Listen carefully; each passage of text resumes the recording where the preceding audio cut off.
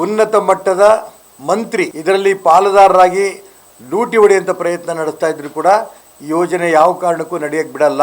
High court ಅಲ್ಲಿ KPC ಅಧಿಕಾರಿಗಳಿಗೆ ಛೀಮಾರಿ ಹಾಕಿದ್ದಾರೆ. ಜಿಲ್ಲಾಧಿಕಾರಿಗಳನ್ನೇ ಕೆಪಿಸಿ ಅಧಿಕಾರಿಗಳು ಹೇಳಿದ್ದಾರೆ. 100 ಕಾರು, ಒಂದು 200-250 ಮೋಟಾರ್ ಸೈಕಲ್ಗಳು, ಇದನ್ನ ದೊಡ್ಡ ರ್ಯಾಲಿನ ಶಿವಮೊಗ್ಗ ನಗರದಲ್ಲಿ ನಾವು ಮಾಡೋರಿದ್ದೀವಿ. ರಸ್ತೆ ತಡೆ ಮುಖಾಂತರ ಒಂದು ಜಾಗದಲ್ಲಿ ದೊಡ್ಡ ಸಭೆನೂ ಕೂಡ ನಾವು ಮಾಡೋರಿದ್ದೀವಿ.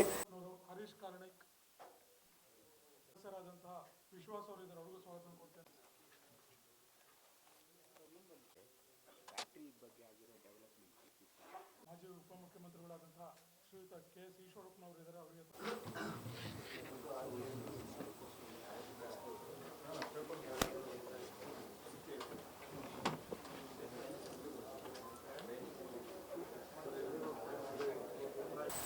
ಹೈಕೋರ್ಟ್ ಅಲ್ಲಿ ಕೆಪಿಸಿ ಅಧಿಕಾರಿಗಳಿಗೆ ಛೀಮಾರಿ ಹಾಕಿದ್ದಾರೆ. ಯಾವುದೇ ಒಂದು ಹೆಜ್ಜೆ ನೀವು ಮಾಡಿಕೊಡ್ದು, ಏನೇ ಕೆಲಸ ಮಾಡಿಕೊಡ್ದು ಅಂತ ನೀನು 4 ಬಾರಿ ಕೊಟ್ಟಿದ್ದೀರಪ್ಪ, ನಾನು ಅವ್ರ ಗಮನಕ್ಕೆ ತರ್ತಾ ಇದ್ದೀನಿ ಅಂತ ಅಂಶವನ್ನು ಕೂಡ ಜಿಲ್ಲಾಧಿಕಾರಿಗಳು ಹೇಳ್ತಾ ಇದ್ದಾರೆ.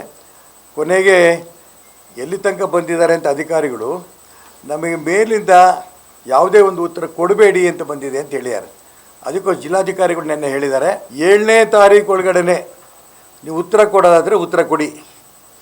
ಉತ್ತರ ಕೊಡೋಕ್ಕಾಗಲಿಲ್ವಾ ಅಂತಂದರೆ ಉತ್ತರ ಕೊಡೋದಕ್ಕೆ ನಮ್ಗೆ ಅಧಿಕಾರ ಇಲ್ಲ ಅಂತ ರೈಟಿಂಗಲ್ಲಿ ಕೊಡಿ ಅಂತ ಜಿಲ್ಲಾಧಿಕಾರಿಗಳನ್ನೇ ಕೆಪಿಸಿ ಅಧಿಕಾರಿಗಳು ಹೇಳಿದ್ದಾರೆ. ಯಾವುದೇ ಉನ್ನತ ಮಟ್ಟದ ಮಂತ್ರಿ ಇದರಲ್ಲಿ ಪಾಲುದಾರರಾಗಿ ಲೂಟಿ ಹೊಡೆಯುವಂಥ ಪ್ರಯತ್ನ ನಡೆಸ್ತಾ ಇದ್ರು ಕೂಡ ಈ ಯೋಜನೆ ಯಾವ ಕಾರಣಕ್ಕೂ ನಡೆಯಕ್ಕೆ ಬಿಡಲ್ಲ.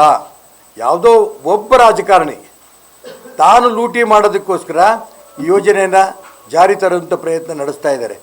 ಪುಣ್ಯ ತುಂಬ ಸ್ಪಷ್ಟವಾಗಿ ಶಿವಮೊಗ್ಗ ಲೋಕಸಭಾ ಸದಸ್ಯರು ಹೇಳಿದ್ದಾರೆ, ಕೇಂದ್ರ ಸರ್ಕಾರದಿಂದ ಇದಕ್ಕೆ ಅನುಮತಿ ನಾವು ಕೊಟ್ಟಿಲ್ಲ. ಹಾಗಾಗಿ ರಾಜ್ಯದ ಮಂತ್ರಿಯ ಕುತಂತ್ರ ಈ ಒಂದು ಯೋಜನೆ ಮಾಡೋದಕ್ಕಲ್ಲಿ ಪ್ರಯತ್ನ ನಡೀತಾ ಇದೆ.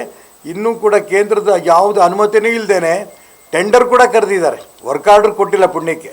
ಇದೇ ತಿಂಗಳ 16ನೇ ತಾರೀಕು ಶಿವಮೊಗ್ಗ ನಗರದಲ್ಲಿ ಎಲ್ಲ ಮುಖ್ಯ ರಸ್ತೆಗಳಲ್ಲೂ ಕೂಡ ಕಾರುಗಳು, 100 ಕಾರು, ಒಂದು 200-250 ಮೋಟಾರ್ ಸೈಕಲ್ಗಳು, ಇದನ್ನು ದೊಡ್ಡ ರ್ಯಾಲಿನ ಶಿವಮೊಗ್ಗ ನಗರದಲ್ಲಿ ನಾವು ಮಾಡೋರಿದ್ದೀವಿ.